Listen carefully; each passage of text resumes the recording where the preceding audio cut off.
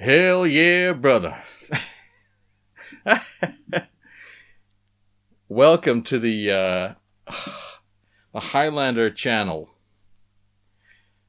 I've been watching Cleetus McFarland. I love cars. You wouldn't know it from looking from watching this channel, but I actually I don't spend any money on special cars, on fast cars. But I like what I like about cars. What I like about engines is that they're high precision pieces of work, right? You can't just build an engine without being super precise, because the pistons have to just fit into the cylinders and everything. But basically, it's a very simple machine, right? And this Cleetus McFarland channel, it's really big. I'd never heard of it, but somehow it popped up in my feed. And this guy builds what they call race cars. Now, what I call a race car is a car that is driven on a circuit and does qualifications and drives races against other drivers. They're in Florida, and in Florida, racing is like drag strip racing, a quarter mile from standstill, trying to do it in under 10 seconds, under 9, under 8, under 7. Some people build jet cars, like cars with a jet engine on the back. It's crazy. But I like it, and this Cleetus fella, he knows how to make a video. He knows how to make it interesting, so I've been watching a lot of that. They named their cars. One of them is called Ruby. It's an old Corvette that they bought. And when they bought it at an auction unseen, they found out that it had a steel engine inside. A V8, but like cast iron engine. I think cast iron. And Corvette was never sold with an engine like that, so they found out the history, replaced the engine, and then from then on they just drive it down the quarter mile strip, and they're on the third engine right now because they keep blowing them up. Now that's the thing that I don't like about this channel, is that the amount of destruction that goes on, and they don't seem to care. They say go or blow. And then, I have less respect for someone who builds a 1200 horsepower engine that will only go a mile, right? 4 times down the quarter mile is a mile. And then if you blow an engine and you haven't gone a mile, I have less respect for that than someone who builds a 900 horsepower engine and does 4 full races with it, including qualifying and everything. Engines can break, but you don't break them deliberately. That's one thing that I don't like. The other thing is that you can do a burnout, right? It's fun. It's a lot of smoke. It's a lot of noise. Cheap entertainment. But do you have to do a burnout to the point where the tires disintegrate? Like they're completely gone? I don't like that. I don't like destruction for no reason. So that does not take away from the fact that I think these guys are brilliant. They don't make one car. This Ruby, this Corvette is one car. They make a couple of them, and they tune these things, and they put turbos on them, and they it's really nice. They have this dyno where they put the rear wheels on it'll be rear wheels, but basically the driving wheels, and they put them on the dyno to see how much power they produce, and that's just insane. And they just stand there. This engine is doing its utmost to get out of there, but it can't. And they just stand there, it's just I like it. I like it a lot. So his channel starts with, "Hell yeah, brother." You're watching the Cleetus McFarland YouTube channel. If you like cars, definitely. And there's a couple of others. It's nice. Well, this channel is not about cars. It's about games. So I should. And it's about space news. I know that probably everyone's seen it, but we've made our first image of a black hole.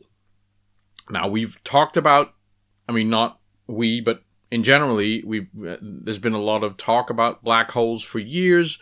There are games that have, like Elite Dangerous, that I play a lot, that have complete renditions of what a black hole would look like if you were close to it. They've appeared in movies, or we're so sure of the fact that black holes exist.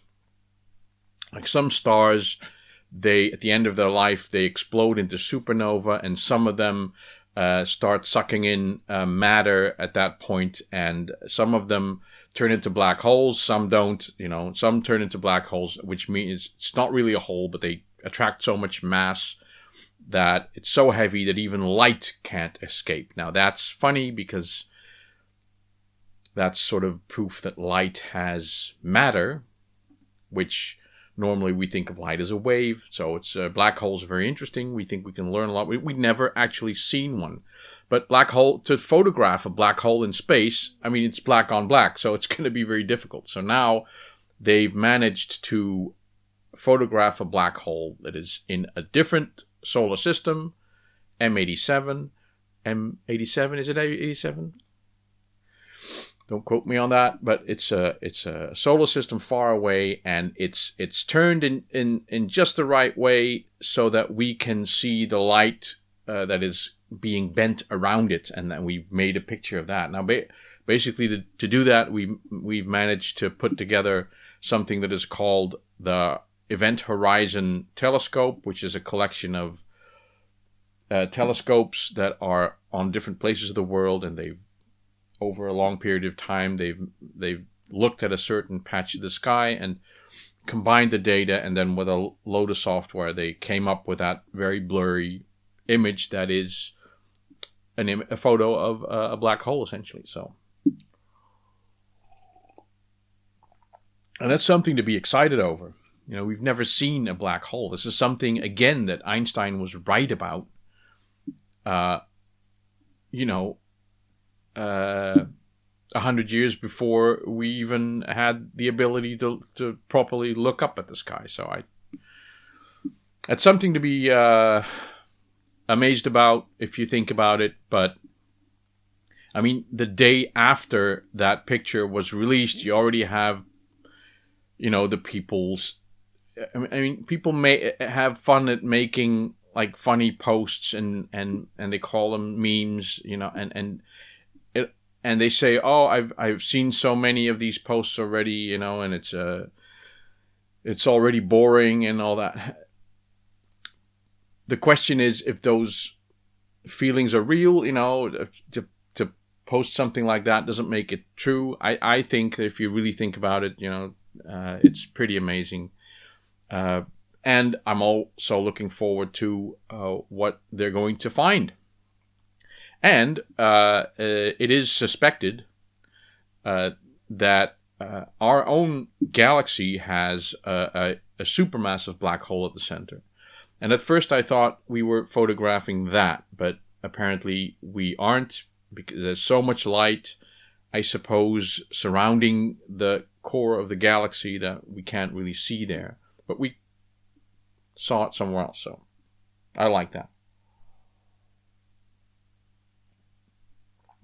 So don't be bored already a day after we found that out.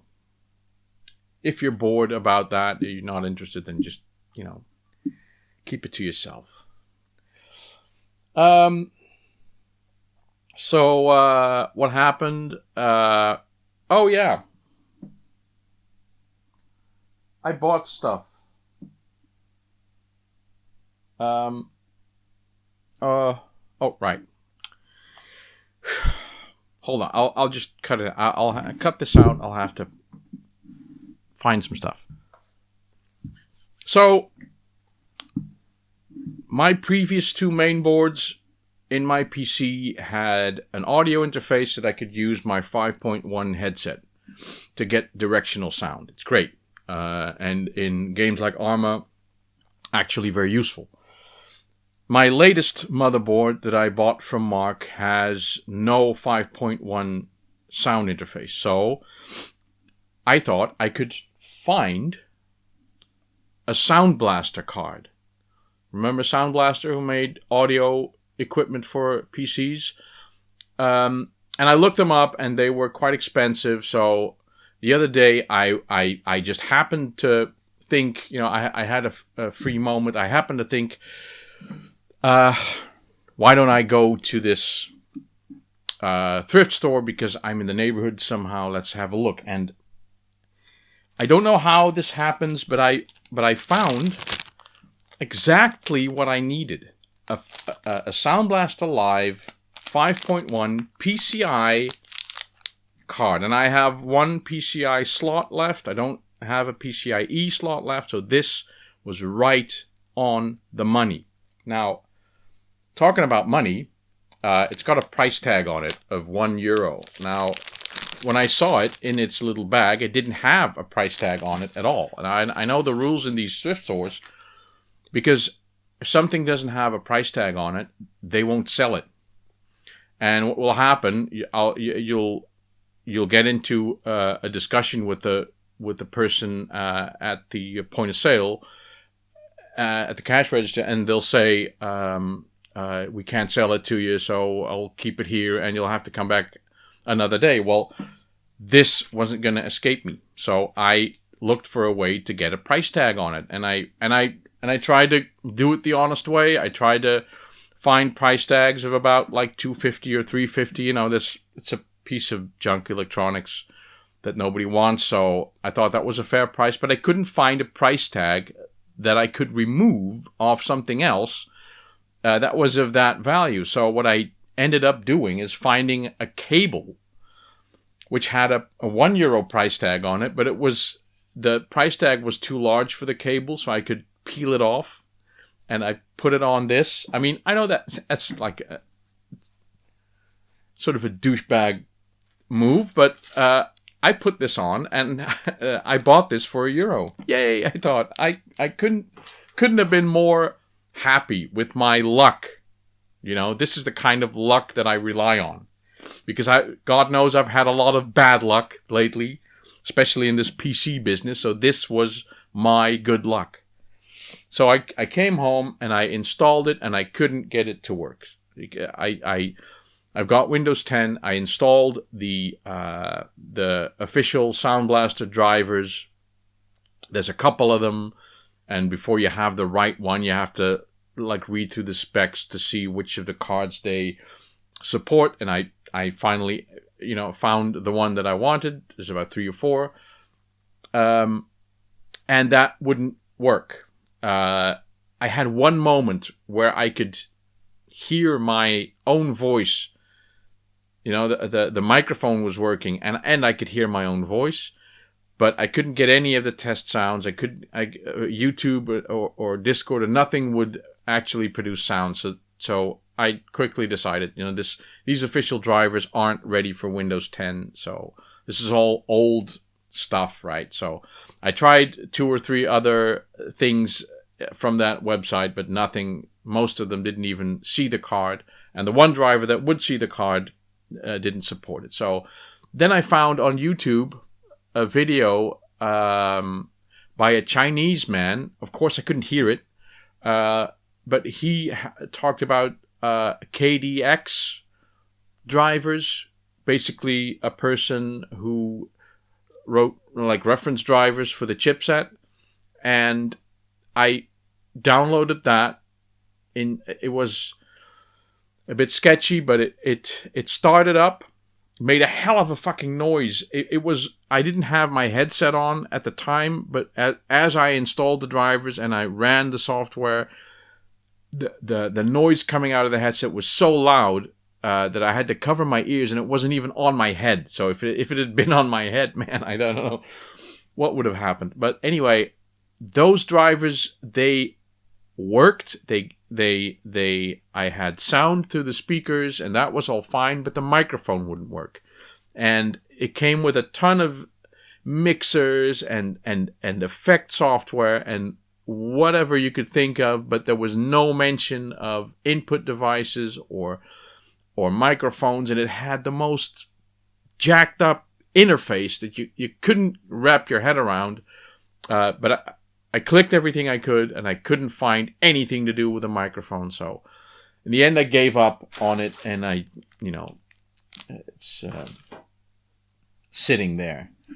In the meantime, I'd also bought a headset with USB, because I can hear you shouting at the screen, buy one with USB. Well, I did that. Remember, I did that last time. I think I showed it. That didn't work. Because the microphone was really, really bad, and there was a lot of crackling and humming, and everyone said, well, you sound awful. So I exchanged the headset that I'd bought for a new one. So I got another one, which is very kind of these people, and it was even worse. It had more of a hum, and it was terrible as well. So at that point, I was thinking, maybe it's my system that's causing the problem. I know, but I can't use this headset. So I shipped it back. I called them and I asked for my money back, which basically isn't possible because it was bought from store credit, because I'd sold them my games, and the money that you get from that is always store credit. So you have to spend it there. So I called them and asked them, can I get a refund? And the guy said, sure. So, and they put the money. They could have put the money into my store credit, but I went online and there was an option of having it paid out in cash. So I did that, and I bought myself an SSD drive for that money. So this is basically half of the GameCube games that I have. 240 gigs, solid state drive, SATA, also by Crucial, like the other one. I've installed Windows on this, and it's stable, and it works fast. So I now have an SSD system drive, which is pretty damn quick, and I have the terabyte drive just for putting my games on and storing data on it. So this PC now starts in like under 30 seconds. It's from off to fully running, everything loaded, ready to go. Now that is a great improvement. All I have to do now is get myself a tray that will properly take the M2 disk. I don't know if you don't know about that. A long time ago, I bought an M2 format drive, a terabyte drive with a SATA interface. So I had to buy an adapter board that is not meant for that, and it works, but it's sketchy. I'm afraid to go into the BIOS and save something because I might lose another Windows installation, and it'll be my 5th one. So I've installed Windows now so many times I can do it blind. And the applications. That's the thing. Installing Windows is no problem, but reinstalling all the applications and all the games and everything, and I find out that I've lost like saves and forget it, all the disk swapping and everything. So I've done that, and I started playing this game, Hellblade: Senua's Sacrifice. Now, it's an odd game because it has a very varying pace, right? So they're basically a collection of mini maps, and you have to solve a puzzle to open the doors. I mean, I've destroyed like the first god, like the god of fire. It may be different as you go on. I haven't finished the game, but I noticed a very different pace. One moment you're solving a puzzle, there's no enemies, and then all of a sudden there's enemies, and that I'm I'm not very good with that. One enemy is okay, but then all of a sudden this one appears behind you and another one, and all of a sudden you're dead. And at the start of this game, I haven't experienced it yet, but at the start of the game, you get you touch something and you get like your hand turns black, and it's called the dark rot. And as you die, each time the rot climbs up your arm, and it says when the rot reaches your head, Senua dies, and says literally, all progress is lost. That's what it says. Now, I don't know if that means that I'm put right back to the beginning of the game and I have to do everything again, because if that's the case, I doubt that I'll ever finish that game, because if there's anything that I really don't like, is having to do stuff that you've already done before. I don't like that. Sure, it gives me the chance to do it better maybe, or do it quicker, but I've already done it. I've already seen it. So this is one of those games, I mean, it's a high irritation factor, right? And I know some of the games do that, like Dark Souls and all that, and so I don't know. I'm playing it, and that sort of combat and that weird change in pace, that it's fighting and then it's exploring, and it's a pretty nice game to look at, you know.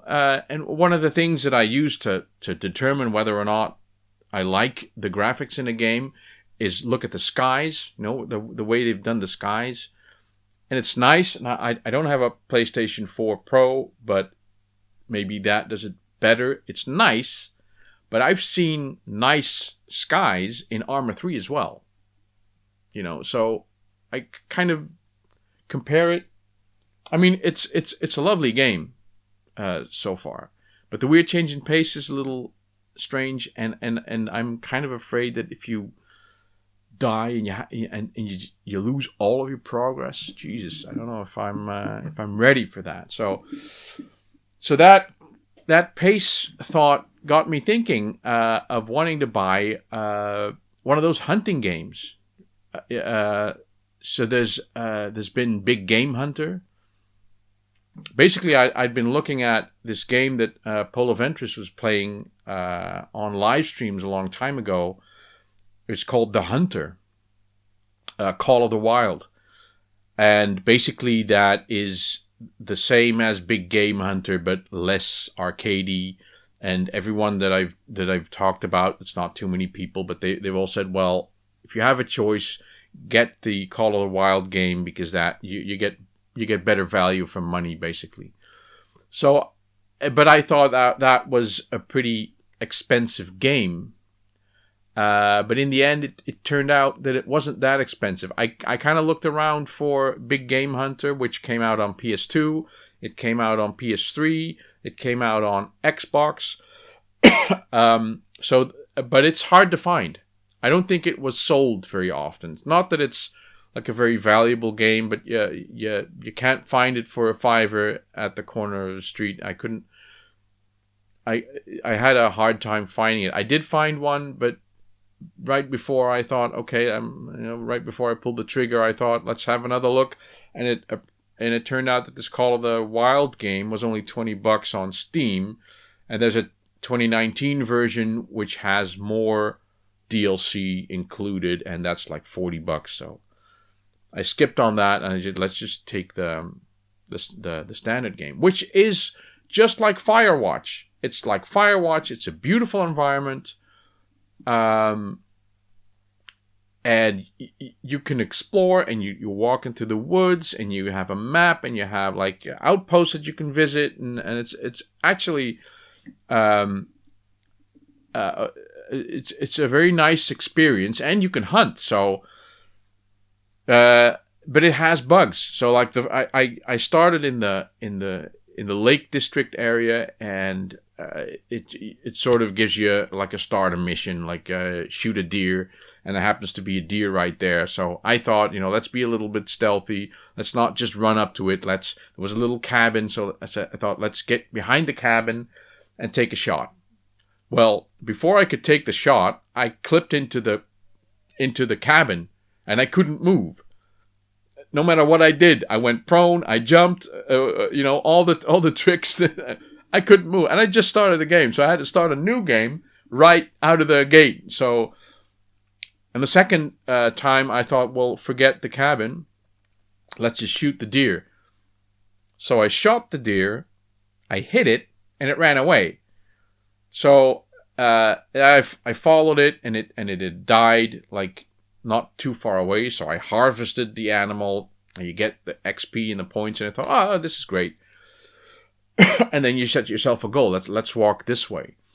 But then there's tracks all over the place, so you very quickly forget your goal and follow a track, and then you're following this other track, and then you're following a track, and then you see a bunch of moose, and I thought, oh, let's shoot one of these moose. That was difficult because again, you shoot a moose and it runs away, and I couldn't find it. It didn't die. The only blood that I found said that it was bleeding lightly. And I think I shot it right at the heart or the lungs, where they say you should. So I'm walking around, and all of a sudden I see this moose stuck in a tree, right? Obviously another glitch. So I'm thinking, great. So I shoot this moose, right? Point blank. He's right in front of me. I shoot it in the heart. I shoot it in the head. And all of a sudden it stops moving. So I'm thinking it's dead, right? So it turns towards me. It clips out of the tree and runs me over. I'm hurt all of a sudden. And the animal runs away. And I'm thinking, I just wasted 5 bullets on this animal, which is like right in front of me, and I couldn't kill it. So that was kind of shit, I didn't expect the game to be this buggy. So people are mostly positive about the game, so this must be like a series of unfortunate events for me. I'm gonna try some more of it because I really like the idea of stealthy, woodsy sniper rifle. I mean, I just have the first rifle and the first scope that you get, so it's probably. And I'm using like the free bullets with polymer points, and it's probably completely shit, which is why I'm not killing these animals. So probably if you get it, if you get a little farther, you can buy a better gun, better ammo, better scope, and it'll be a better experience. But so far, I'm enjoying the concept of Call of the Wild. I really like it. It combines all of the gameplay mechanics that I like. It's stealthy, it's exploration, it's nature, if I don't want combat, I don't have combat unless I run into a bear. And with this gun I have, I'm not going to shoot a bear because it's never going to die. I'm pretty sure of that. So, I've been playing that. That's nice. And I've been playing Assetto Corsa again. With all this car stuff and the Formula 1 season starting again. I've even done some online Assetto Corsa because Evo Haler, Giles, and I used to do Project Cars online. In Project Cars, it's very easy to open a lobby and race with your friends. Now, Assetto Corsa is like a mile behind, and they have online racing. And I'm not talking about the Assetto Corsa Competizione because that is actually meant for esports.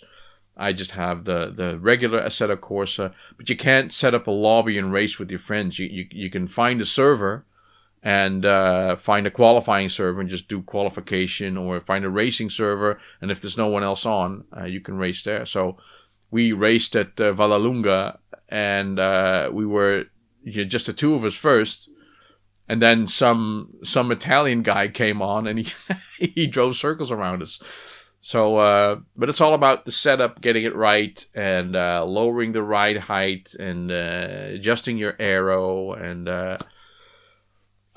changing the diff. I have a lot of understeer.